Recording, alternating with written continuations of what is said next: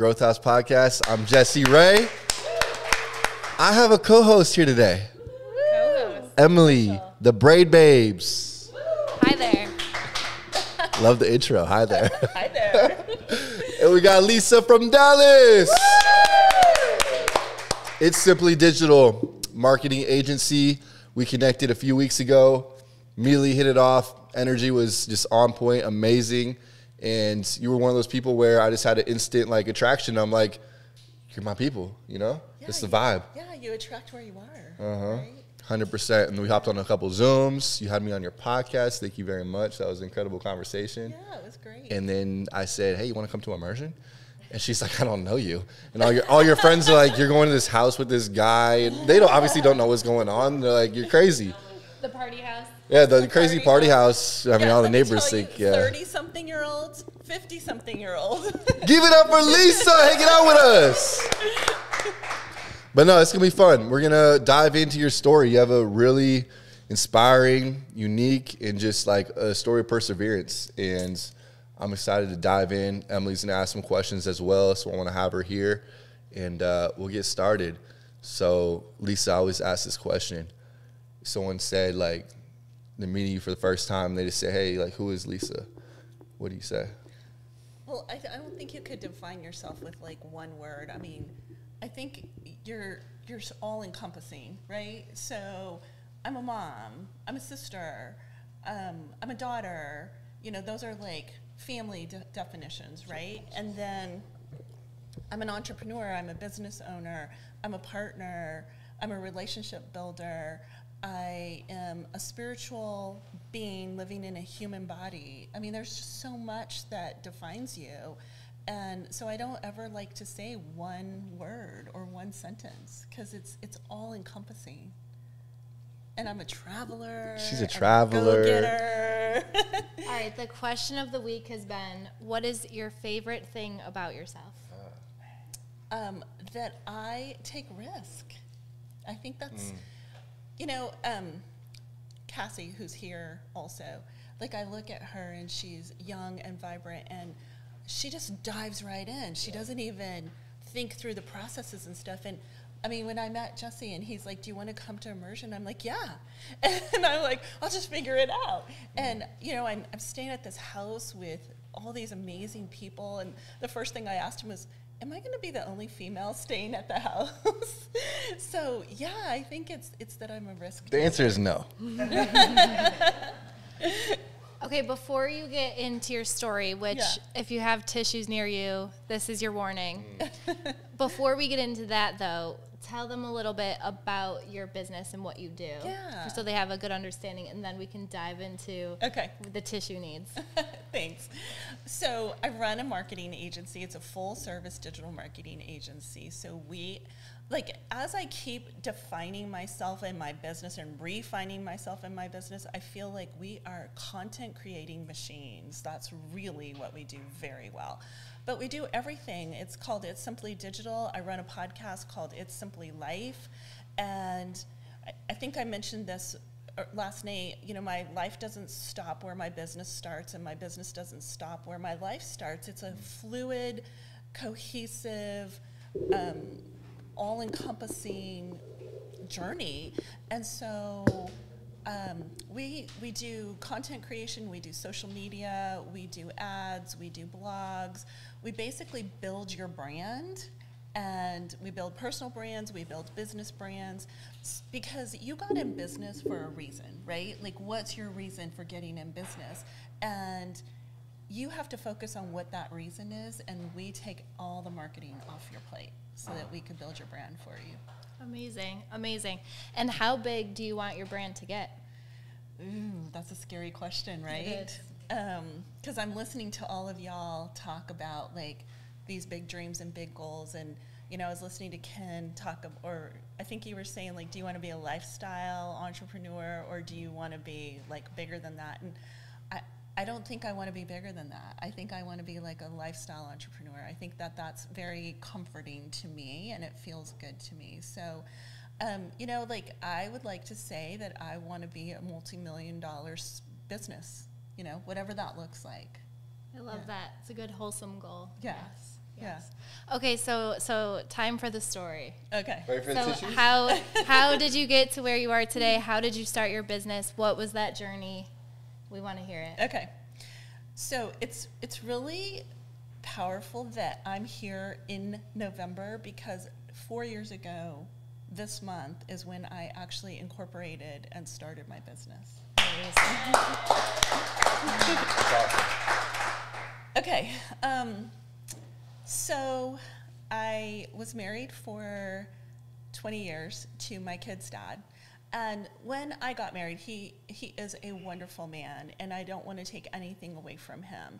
But he had a problem with alcohol and substance abuse, and it was very toxic. Our relationship was extremely toxic. It was abusive, physically, mentally, emotionally. I mean, it was horrible and painstaking to be in that environment. And I feel like I lost myself in that marriage.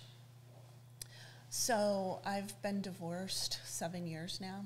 I had to leave, and it was toxic for my kids. It was toxic for me. It was just a horrible environment to be in. And then fast forward, a few years, and I met an amazing, wonderful man. So let me put this in perspective. I was married for 20 years, and yes, I experienced what love feels like. But when I met this other person, it was like a whole new level. It was like, this is what it should feel like, right? So we had a great relationship. We loved each other dearly and deeply, and he proposed to me in Napa Valley, and we got engaged. We bought a house together. We combined our lives, and we started this journey. We started planning a little small wedding, just plan this journey together.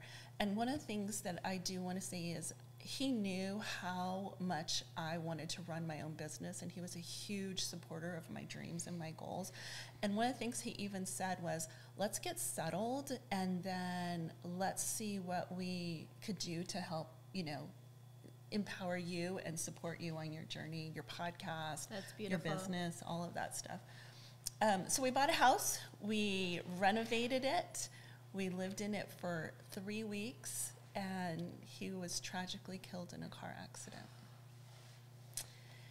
And my life took a different path, right? Because you're going down this trajectory of, this is how things should be. We should be living together. We should be planning a wedding. We should be combining our lives. My daughter was graduating from high school. My son was in college. We had all these big dreams and these big goals together. And I fell into a really dark place. I mean, grief is a horrible place to be. It really is. And, I used to drive around going, I think that bridge looks really good to just drive off of. Like, it just, I didn't want to live because I didn't know how I could function without the thought of him being around and our plans that we had, So he died in June of 2018, and I lived in a fog for several months. And in November, actually it was late October of 2018, I was taking a shower, and I just said, I need something that's going to pull me out of this, because I'm a super positive, ambitious person, and I was finding myself going into a dark hole. I told you. She's going. Who's got the tissues? Where are the tissues? They're somewhere in this room. Right, Get them to Emily. I warned you. I mean, my friends were like, I would get up in the morning, and my friends would come over and help do my hair and my makeup, and I would just kind of go like this, and they'd go, no, sweetie, you might want to brush your teeth. I was just not functioning at all. I mean, you had finally found your person. That's right. Yeah. Right. And I mean, I don't know if you've ever felt like you found your person, but it changes your life. It really does. So I'm in the shower, and I'm like, I just need something to pull me out of this. And, you know, you see all these people writing like on their mirror and on their whiteboards and on their sticky notes, like these powerful I am statements, like I'm strong, I'm brave, I'm beautiful. And I was like, I'm going to create sticky notes. And my friends were like, you're going to do what? And I said, I'm going to create sticky notes. And these are my little sticky notes that I created. So I was going to take, there's a pack of 50. So I came up with 50 powerful I am statements. And I put them in a pack. And the problem was I couldn't find a printer, because nobody wants to print a different saying on every note. They want to print the same saying on every note, because when they set up the printer, it's very expensive for them to set up 50 of them and then run them all through and then stick them together. And I must have spent weeks looking for a printer. I kid you not. I probably called everyone from in North America that popped up on my Google search. And I found this woman in California, and she said, I'll do it for you at a very reasonable price. And I had to buy 1,000 sticky notes from her. And I challenged myself, because I'm in this really dark hole, right? And this was more for me. It was not for anybody else. But I went on Facebook and did a Facebook Live every single morning with each one of these, and said why I'm enough, why I'm wonderfully made, why I'm compassionate, whatever it was, the sticky note. And my friends and family bought them from me. I probably sold like 500 of them. I probably all went to my friends and family. And it wasn't about selling the sticky notes. It really was for me to get out of where I was. I also signed up to the John Maxwell team and became a coach and a trainer and certified through them, which if you've ever been in a room with 3,500 people who are vibing at this extremely high level that want to learn and grow and pour into themselves, you're on this like high for days. So it kind of allowed me to open up space and really start to figure out who I was and what I wanted to do. And I wasn't sure if I wanted to be a coach or a trainer or a mentor. I knew marketing really, really well. And I mean, that's what I went to school for. That's what I had been doing all my life. I just needed to learn more about digital marketing and social media marketing, because marketing is marketing, right? It's just transferring my knowledge of general marketing over to the digital space. And I started studying people that I wanted to be like. I started watching videos. I started listening to podcasts. I started reading books, and just figuring out what that space is going to be like. A year later, I landed my client. My first client was a side hustle. I had a full-time job, and I kind of took it from there. And in 2018, I found myself unemployed, and I went to LinkedIn to look for a new job. And I said, wow, there's a whole big community out here that I had no idea that existed. And so I was like, this is a perfect time to launch my podcast. I'm unemployed, I have time, I have space. And so I started connecting with people on LinkedIn and literally inviting them to be guests on my podcast. And today, I'm still friends with a lot of them. We still stay in touch and we still communicate. And as a matter of fact, we share business advice and we send business referrals to each other. I ended up getting a job in marketing and sales several months later. Worked for the company until COVID hit.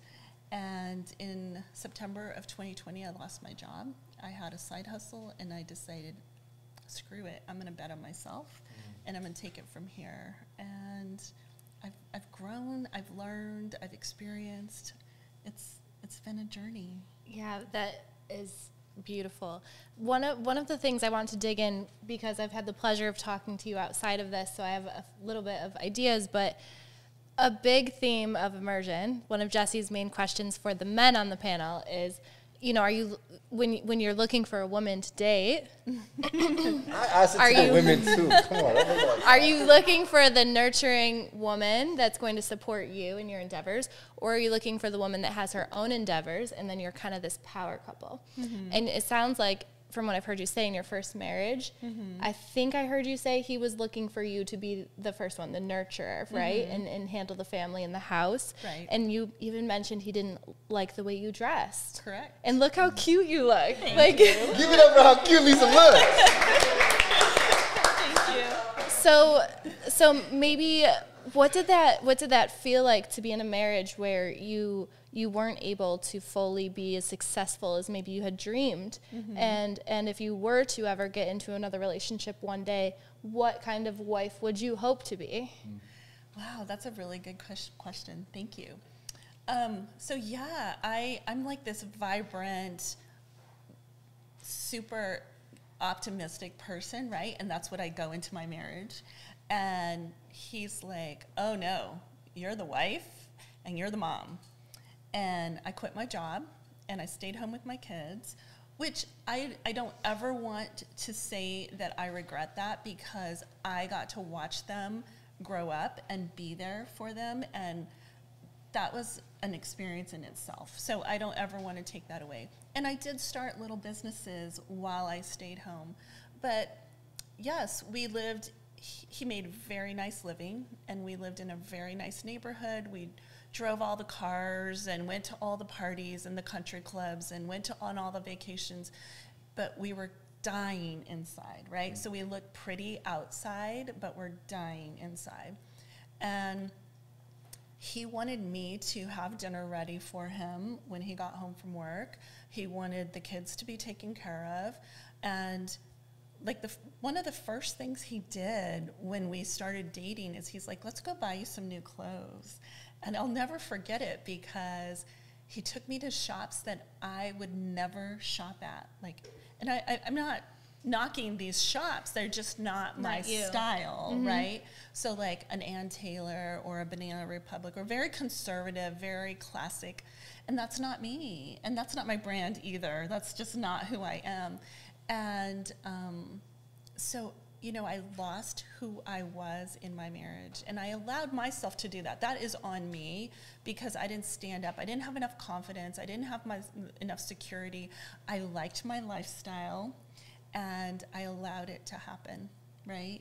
And so when I got divorced, I say this all the time, I feel like I pulled a coat of armor off of me and had to learn who I was again. And I started therapy, and one of the things that my therapist said, he said two things. One of the things he said was, whoa, we've got to change your energy. And I didn't realize how much I had lost myself. And one of the things I love today is when people are around me, one of the first things they say is, I love your energy. So that makes me, I really, I have chills when I think about that, because it's so exciting, because I look at where I was to where I am, right? And then I used to tell him all the time, you don't understand how hard it is to change the very core of your being, because I didn't know who I was anymore. 20 years of marriage, I became this robot. Right. Yeah, you saw the role he was looking for and you filled it. Yeah. But that wasn't true to who you are and what would make you truly happy. Right. Yeah. So if you were going to go into something again someday, you would want to be I would go-getter. want support and love and encouragement and empowerment. I don't really necessarily think we have to be a power couple and do something together. I want them to have their own journey. I'm in my 50s, we're on the second half of our life, right? But I'm not looking to get married, to have children and start a family. It's more of a companionship and a partnership. So obviously they're going to have their own life, but it's more of just supporting each other and encouraging each other in whatever endeavors. Yeah, and loving each other. I want to back up and say something really quick. So when I started my business, I couldn't think of a name. And one of the things that came to mind was called Recognize Your Truth, because after telling the story of how I lost myself, I needed to figure out who I was. And so I had to recognize who my authentic self was. And so that's my overarching brand is called Recognize Your Truth. And it's a DBA called It's Simply Digital and It's Simply Life. But that's kind of where that name came from. That's beautiful. Yes. Okay, I have one more personal kind of And then I think we could get into some nitty gritty marketing, right? Sounds Do we want to good. learn some marketing? Yeah? Okay. Okay. This is why we can't co-host. We're just going to ask like relationship questions. I feel like that's just what we're going to do. Have a little therapy session just for us. So that's usually what I end up doing. Me and Jesse are like, hi, we're single. Tell us what to do. And I think that's why I say life doesn't end where your business starts and and you know, one of the things, like sitting up here last night on this panel with these amazing entrepreneurs who are killing it, is the reason they're killing it is because they're authentic and they're letting their audience see who they really are behind the face of the brand, behind their business. And that's what people connect with, right? They connect with you, not with your brand. Right. So the one little piece I want to dig into, because I've just been getting nuggets of it. Yeah. And I think there's something there. And I'm hearing you talk about how you're living right now. Yeah. And it sounds like you have your house. Yeah. And you are eating healthy.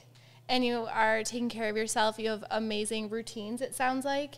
And so much so that your best friend, who just got out of a relationship, made the decision to actually come and join you and live with you and even feed off and like learn from each other in this moment of being single and working on yourself and growing yourself. Can you maybe just touch on that? Because I think that's also very powerful. Like I mentioned a future relationship, but that doesn't even have to be the route. Like you're also doing this beautiful thing in this moment right now. So I'm gonna kind of give you two-part answer to that. So today I am living my best life. I love my life.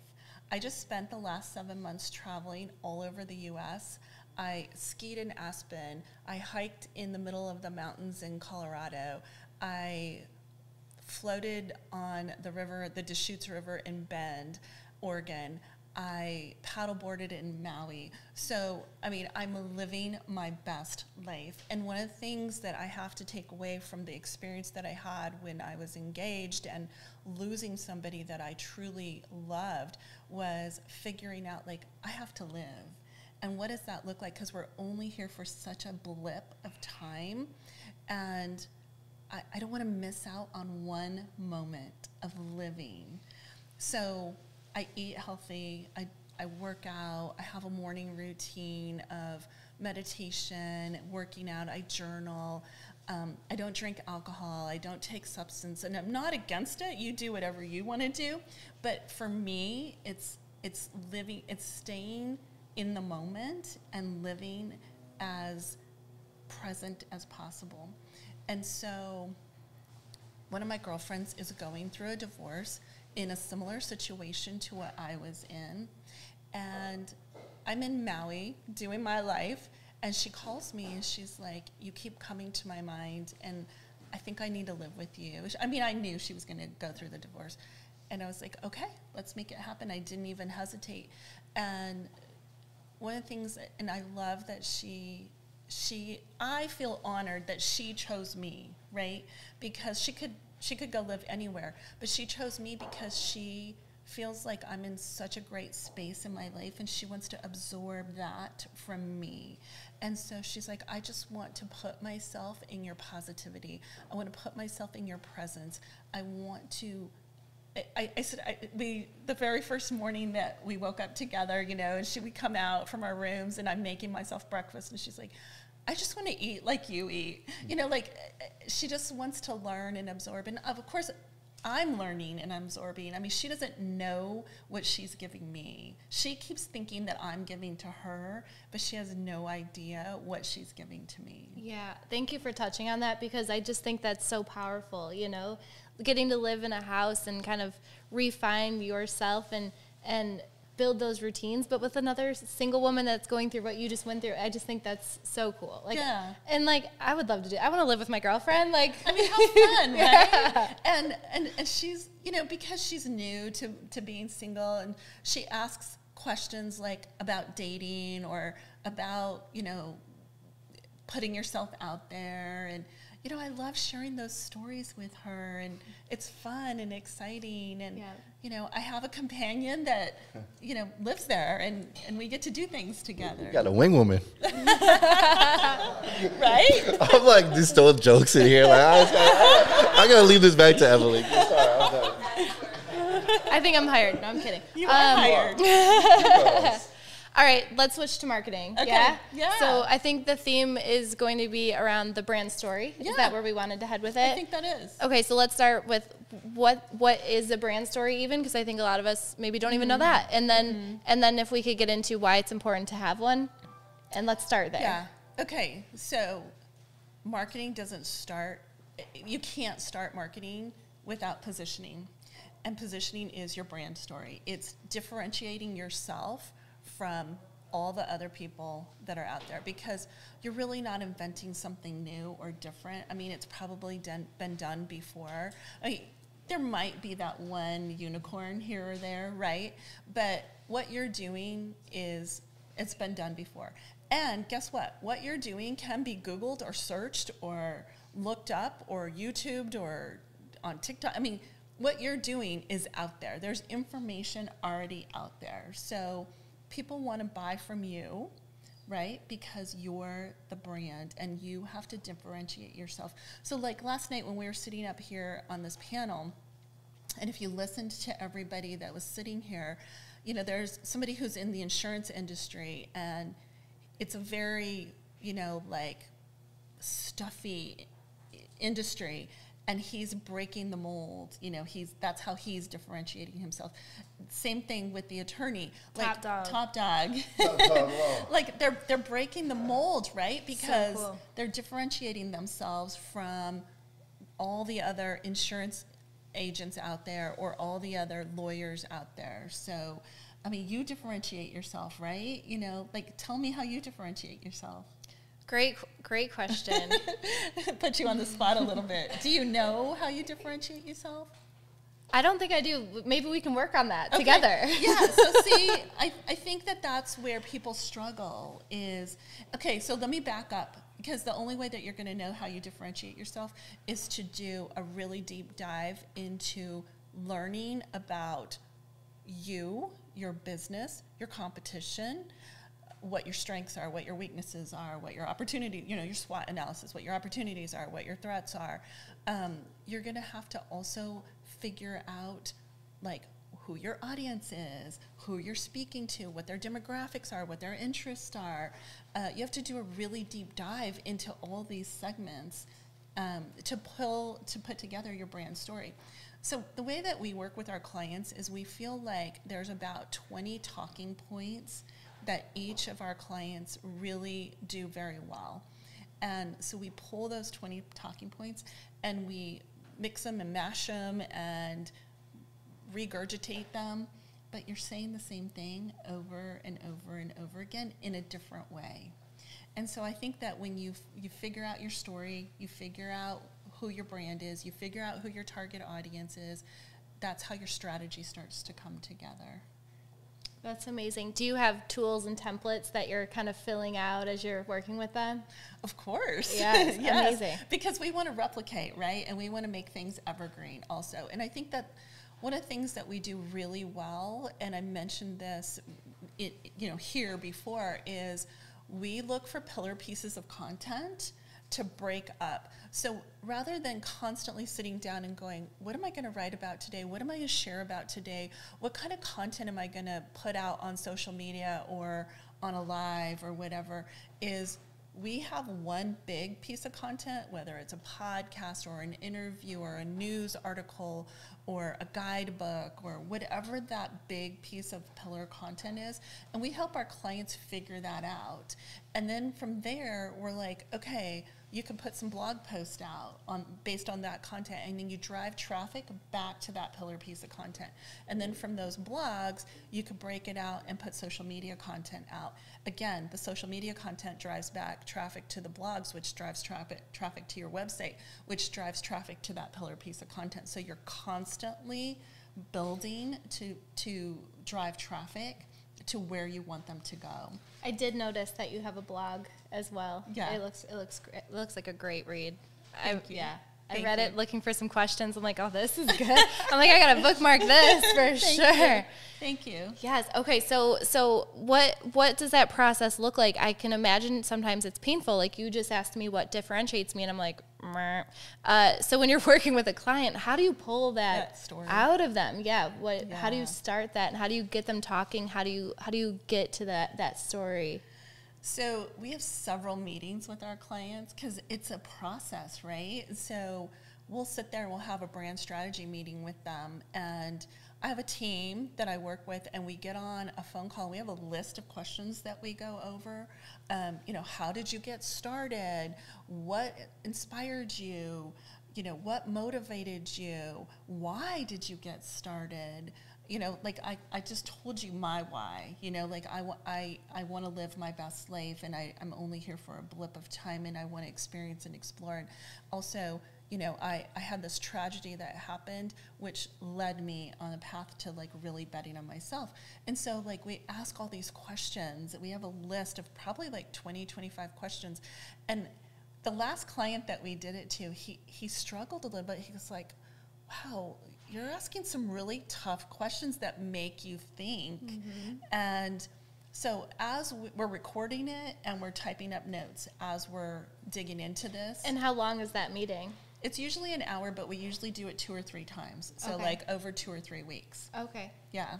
And we're then behind the scenes after our meetings, we're going and researching their social, researching their website, researching their competition, researching, the other thing that we look at, first of all, I like to say there's no competition. You're an individual, unique person, brand, business, but we go and look at similar companies in their space or similar brands in their space, and we see what they're doing that's really well, they're doing really well, and we emulate it.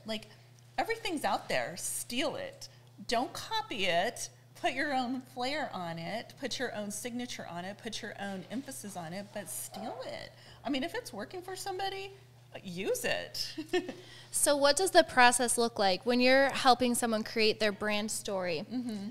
At the end of working with them, mm-hmm. before creating campaigns, what does that brand story look like? Is it truly like a story? Is it paragraphs? Is it bullet points? Is it what does a brand story look like when it's complete and you're like, okay, client, here's your brand story. Here's what we came up with. Here's what we created together. What form is that in? Yeah, that's a great question. So we put it in a slide deck for them. So we build out the brand story in some paragraph forms of this is X client and this is what they do and this is their audience. And so we kind of do an executive summary. And then we put together their target audience, and it's all in a nice, neat little package. And then we put together their SWOT analysis, again, in a nice, neat little package, a competitive analysis. And then we also come up with social content, social ideas, talking points, topics, blog topics, news article topics, email topics. We put it all together in a big slide deck. And then that sits on a Google Drive, which we use a bunch of tools. So we use Monday.com. And so then we put it over to Monday.com so that the clients have access to it at all times. And if the client owns everything we do, all the research, we don't own it because they're paying us to do all of this. We're putting it together. And so it sits there for them. And then when we go to create content for them, we're referring back to the brand story. Okay, so does the brand story create those pillars you mentioned? It does, because when we're doing all of that, we're like, okay, so I'm going to give you a really great hint here. If y'all have never used Answer the Public, it's a free platform, and you could go research anything that people are asking questions about. And it's called answerthepublic.com. I think you get 2 free searches every day without having to pay for it. Amazing, thank you. So if you wanted to look up marketing, branding, let's just say branding, you would type in branding and it would give you these really cool little pieces of content, and you could download them into a spreadsheet. And so it gives you all the questions people are asking about that topic. So you need to be able to answer the questions that that your audience is asking. Mm. And so we go do research. We go find out what is it that this particular company, brand, business is what are they doing and how do they solve the problem, but what are their clients, customers, audience asking for? And that's how we kind of start. That's what we put together. And so then we could take those topics and we could start answering those questions in our blog content, in our pillar content, in our social content. That's powerful. It's powerful. Yeah. It's super powerful. I love that. Yeah. And it also, like, then if you're answering those questions, you're giving back. And they always say, you know, in your content to give back to the people, provide value. So you're doing all of that. Yeah. So that's why we do all this research, because we're not in the business of selling. We're in the business of building relationships and adding value. And so how do we add value? We answer the questions that our clients, our customers, our audience are asking. So when you're creating content, like say you're creating, do you do Instagram grids? We do. How many on that grid, say like top 9, how many of those would be answering questions, and what other forms of content are there other than answering questions? Yeah, great question. So we don't really have a formula for that. What we do is we'd like to say for every 4 to 5 pieces of valuable content we put out there, we might have a call to action. But we also, remember, we're driving traffic back to our different forms of content. I know Instagram is a little different because it's not like you could drop a URL in there. And so we always say link in the bio. And, you know, Facebook is different. You know, LinkedIn is different. So it depends on the platform how you could drive traffic back. You know, a lot of times on Instagram, it's basically just showcasing, because that's what it is. It's a visual platform. So, you know, for instance, we work with a home remodeling company. So we're showcasing like before and afters. We're showcasing what their remodeling process is. We're showcasing behind the scenes. We also have a process that we like to highlight testimonials for social proof. So we always want to say what our clients are saying about us, and we highlight testimonials. We also want to highlight our process behind the scenes. So we always do like any kind of behind the scenes, if they can provide us video or content or any kind of behind the scenes, because again, people want to know the process. So we always do behind the scenes.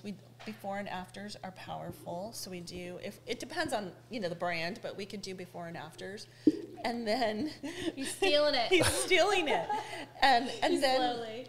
You know, we might have bullet points, or we might have, you know, like a graphic with, you know, like a couple of bullet points on there, or even just one sentence that's powerful.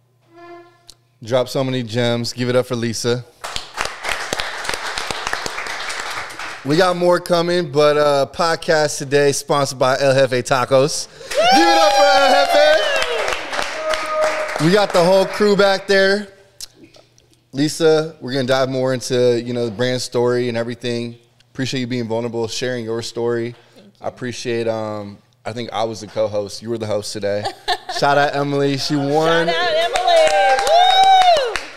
Woo! Literally the first podcast she's ever done as a host, but also our first Growth House pitch competition winner. Woo! Give it up again. You rock. With that being said, we're going to wrap it up. But, Lisa, how do people find you? How do people get connected with you? Yeah. So you can find me at itssimplydigital.com, but I really, Oh, say that right in the mic. You can find me at itssimplydigital.com, but I really hang out on LinkedIn. So you know, you can find me Lisa Williams. It's Simply Digital on LinkedIn. Go follow her. Go tap in. Connect with her. And if it's a good fit, it'd be great to have you have some clients. So, Jesse, can I just share with you how much I appreciate being here. Everybody give it up. You know, we did have that energy when we first got on, and I'm a risk taker, right? And so I literally was like, I'll book a flight, I'll come out, I'll be part of this. Like, and it's just shattered my expectations. No, that means a lot. I appreciate that. So yeah. Same. Yeah. Amazing. So thank you. Yeah, thank you. I appreciate everyone here.